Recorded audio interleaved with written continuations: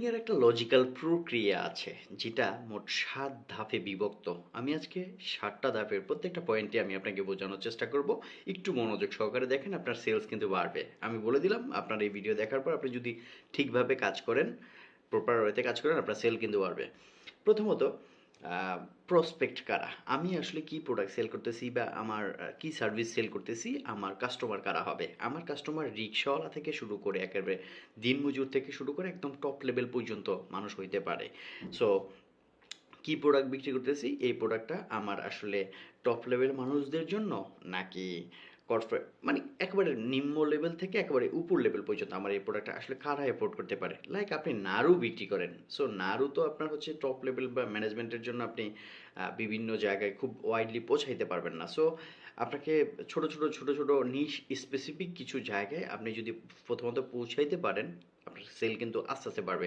So প্রথমত আপনাকে prospect ঠিক করা যে আপনি কার কাছে কি বিক্রি করবেন, আপনার প্রোডাক্ট কি বা আপনার সার্ভিস কি, আপনার আসলে টার্গেটেড কাস্টমার বা টার্গেটেড অডিয়েন্স আসলে কারা, এটা আপনাকে আগে প্রথমত ফাইন্ড আউট করতে হবে, লিখে ফেলতে হবে, একদম লিখে ফেলবেন যে আমি এই প্রোডাক্ট বিক্রি করতেছি। সেটা হইতে পারে হানিনাট, মধু। আপনার মধু তো নর্মালি ১,০০০-১,২০০ টাকায়। এখন আপনি যদি কাউকে বা কোনো দোকানে বা শপে গিয়ে আপনি ফিজিক্যাল মার্কেটিং করেন বা হচ্ছে অনলাইন মার্কেটিং করেন, যেটাই করেন না কেন, আপনি ডিরেক্ট গিয়ে সেল করাটা একটু ডিফিকাল্ট হবে, বাট হবে, হবে না যে তা না, বাট ডিফিকাল্ট হবে। বাট সেটা যে ফিজিক্যাল মার্কেটিংয়ে করবেন, কোথায় দিবেন? আপনি লোকাল একটা দোকানে রেখে যদি দেন, যে একটা মুদি দোকানে আপনি মধু রেখে দিলেন, খাঁটি মধু, ওই দোকানদার এটা কবে সেল করবে তার কোনো গ্যারান্টি নেই। বাট আপনি যদি একটা সুপার শপে রাখেন, আপনার যদি ঢুকাইতে পারেন একটা সুপার শপে, তাহলে ডেফিনেটলি হাই চান্স আছে ওই একদিনই ওই একটা মধু সেল হয়ে যাবার। সো আপনার কোথায় আসলে কোন প্রোডাক্ট রাখবেন বা কোথায় আসলে কোন প্রোডাক্ট দিবেন, সেটা কারা কিনবে, কাস্টমার কারা, অডিয়েন্স কারা, আমার এটা আগে বুঝতে হবে। বা সার্ভিসও যদি বিক্রি করি আমি, মুদি দোকানে গিয়ে অবশ্যই কোনো ভালো মানের কোনো সফটওয়্যার আমি বিক্রি করতে বা অফার করব না তাকে। সো বুঝতে হবে যে আমার প্রসপেক্ট কারা। সেকেন্ড হচ্ছে ট্রাস্ট, আপনি যাদের সাথে কাজ করবেন বা যাদের কাছে কিছু বিক্রি করবেন, তাদের একটা বিশ্বাস বা আস্থা আপনার উপর যেন অর্জন হয়।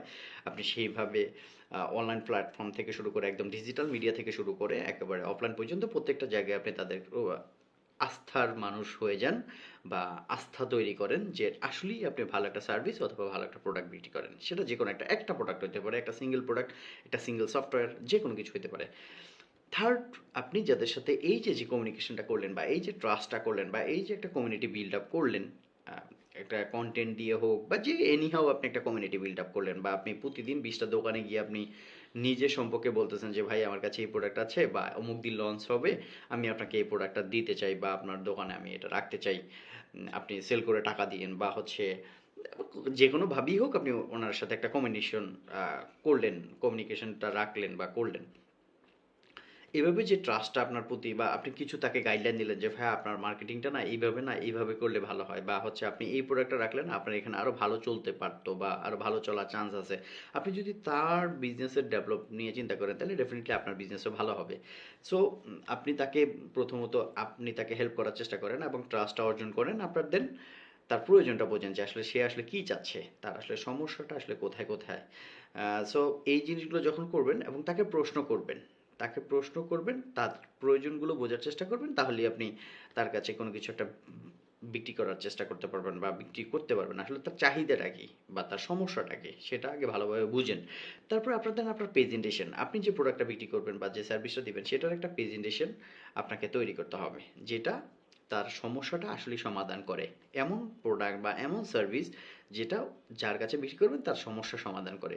সে খুব সুন্দরভাবে প্রেজেন্টেশনটা তৈরি করবেন।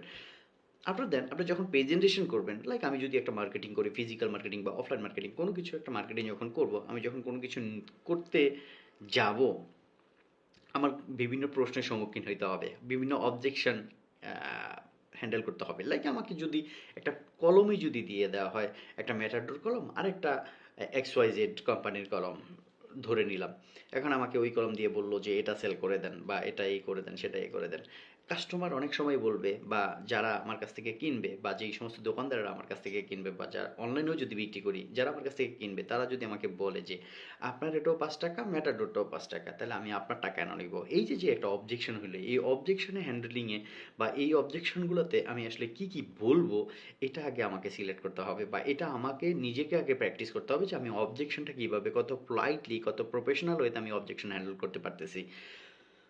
সেলস ক্লোজ এখানে আসে সব কিছু হইল আপনার প্রসপেক্ট কারা, আপনার টার্গেটেড কাস্টমার কারা, আপনার তাদের একটা বিশ্বাস আপনার উপর তৈরি হইল, আপনি প্রোডাক্টের তাদের প্রয়োজন আপনি বুঝলেন, আপনি একটা প্রেজেন্টেশনে দিলেন, আপনি তাদের অবজেকশনও হ্যান্ডেল করলেন। এখন আসে সেলস ক্লোজের সময়।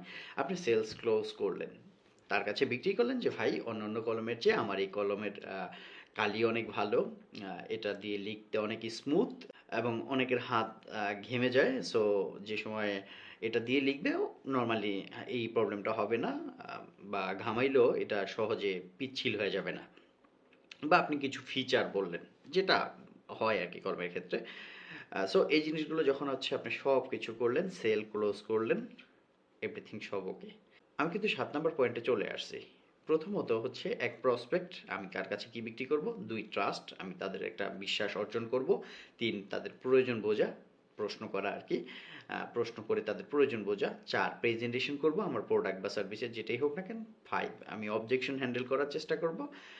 প্রেজেন্টেশন যখন দিব তখন বিভিন্ন ধরনের প্রশ্ন হবে, সেখানে আমি অবজেকশন হ্যান্ডেল করার চেষ্টা করব। 6 আমি সেল ক্লোজ করব।